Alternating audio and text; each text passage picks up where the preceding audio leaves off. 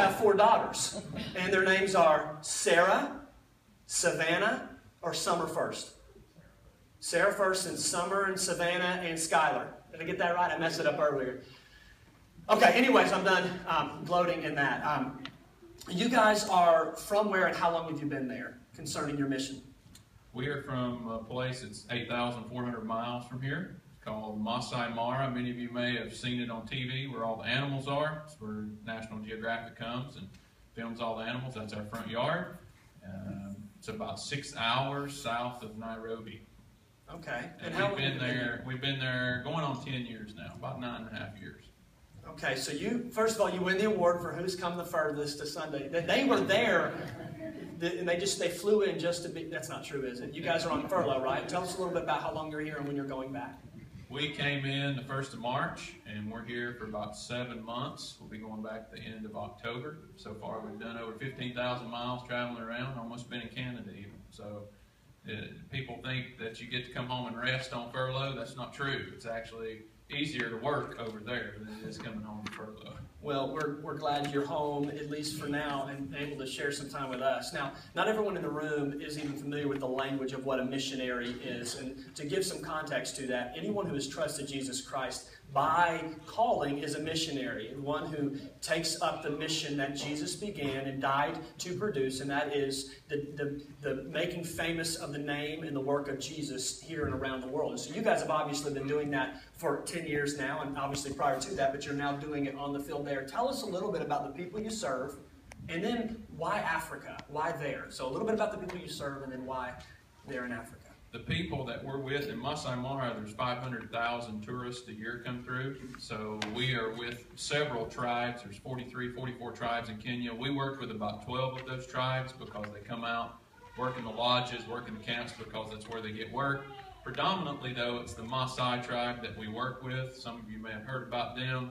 They were once a nomadic tribe, but in the recent years they're settling down, starting to stay in one place now, and it's called Masai Mara for a reason.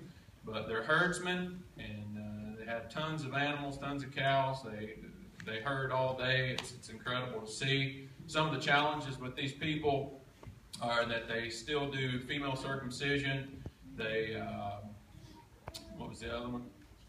Oh yeah, they have child brides. They marry girls at young ages, 12 and 13 years old. And so they do believe in a creator, but it's not the creator of the Bible. So at least when you start talking to them about the nature and the creation around them, they do have a concept that there was a creator. So we get the chance to tell them about the creator of the Bible. And why there? I mean, there are a cajillion places around the planet in need of the gospel. There are some 12,000 plus recognized people groups in the world. Many of which are 50,000 and above in population. And I think a recent studies show that over 6,000 are unreached, which means they have limited to no access to the gospel message that we're going to grapple with this morning in our time together. And so, of all places, why Africa? Why there in the Masai Mara tribe? Well, for me specifically, I grew up at our training facility, which is in Robbinsville, North Carolina. My dad has been there 33 years. And growing up there, they constantly were having missionaries train and come through, and locals from Africa that came through. The ones who started the Master's Mission Training Program, they were missionaries in Africa, and so it was heavily influenced on my life as well. But one of the main things for me is when you think of Kenya, it's the size of Texas and has about 35 million people. But when you think of Kenya, you often hear it has tons of missionaries, and that's a very true statement. In fact, I think there's somewhere in the nature of 400 missionary families in Kenya. But the statistic is 84% of the missionaries live in the cities. And the funny thing about that is 84% of the people live in the bush. And so we are bush missionaries. That's why we wanted to go to Africa, because the bush was still unreached. And by the bush you mean Like, is there running water? Is it access to Super Walmart? So that's off the table, right? No. In fact, our first furlough, we had stayed 4 years without coming home, and I remember going in Atlanta, walking in the Super Target, and you thought I was not even an American. I was like, wow, look at this, look at that, we need one of these here. But the only thing that you have there is what you physically can do. You have water if you can put it in. You have electricity if you know how to do solar. And you have a house if you know how to build. You basically go out and you hack it out of the bush yourself, and that's what you have, is whatever you make. Okay, so when you knew that God was calling you towards this mission field, I really want us to give us an idea of what that was like when you kind of came to the realization that, wow, God wants us to go.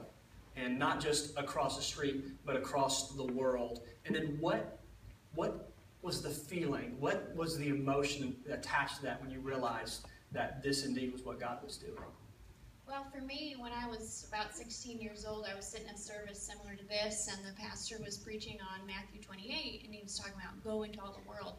And I just knew that that was talking to me, that I needed to get up and go. So from 16 years old on, I just planned my life accordingly. This is what I was going to do. So finish high school, start college, end up at a mission organization, met Travis. He's ready to go on a mission field. But for me, I told the Lord, I said, and that was my first mistake, I told the Lord, I said, I'll go anywhere but Africa. And now I live in Africa and I love it. Yes, when I met Laura at our training facility, she was headed to Romania. So I told the Lord there's no way she was the one, because I wasn't going to Romania. So thankfully He changed her mind, not mine. Nothing wrong with Romania. For myself, just briefly, I was 17 years old. And I'd been at the mission my whole life, but hadn't really had an interest in missions. And it came a point in my life where I said, what am I going to do with the rest of my life? I'm a Christian. I want to serve Christ. There's nothing that's holding me here, Lord. I'll go wherever you want me to go. Very similar to Isaiah. Send me, Lord. And I was at the perfect spot in my life at a training facility, and they were happy to send another missionary family out. So it was, what do you want to do with your life? Where do you want to serve at? And for us, it was the going and going to another place. And you ask about how did we feel? Well, I was 17, 18 years old. I was ready for the challenge. I was excited. Now that I'm older, I wouldn't be as excited now. I'm just kidding. I would be. But no, we were always excited and just ready to go and get there. We had blinders on. We were ready to just go. And in the end, it took us 4 years after training to actually get there. So the Lord showed us some patience and all that. Well, here's a moral of this story. God, I don't want to go to Hawaii, ever. I want to pastor a budding church in Hawaii on the beach in Honolulu in particular, in Jesus' name. You know that? Just throwing that out there. I imagine going out to the bush and bumping into some of what you bumped into, not only cultural ideologies and some of the, I imagine, frustration that comes along with trying to convince people of what you have given your life over to as truth. I imagine that there may have been a moment or two of discouragement. So the question is, do you ever get discouraged? And if you do, how do you keep going?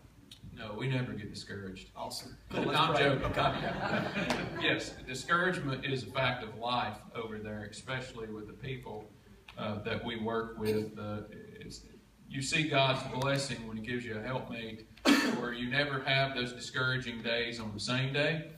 I'm discouraged and she's not, or she's discouraged and I'm not. So thankfully, we've never had the discouraging days together, and so we're still on the mission field.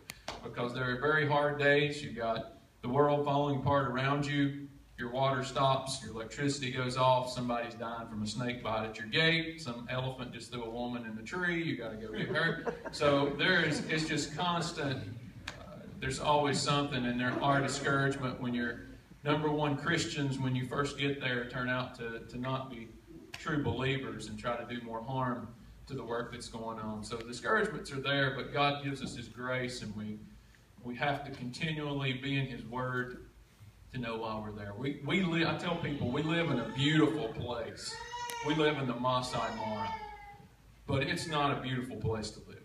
If you want to come visit, it's gorgeous. It's fun. It's exciting.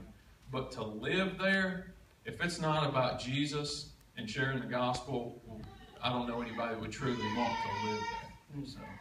So the gospel and the need there for the gospel to make a difference really helps keep you going. I want to ask you, just to kind of wrap up our time together, a couple more questions. What challenge would you guys give to us in this room? Because I'll be honest, I look around and if I were sitting out there and as opposed to standing here, I was looking at anything like that. Because my wife and I know, like, camping for us would be, in a $1 million Winnebago. You know what I mean? Like, so the idea of being out there and doing that, people are like, wow, superhero Christians, giants of the faith. And that's what some of them are thinking now, because it's oftentimes what I think of when I think of my heroes of the faith.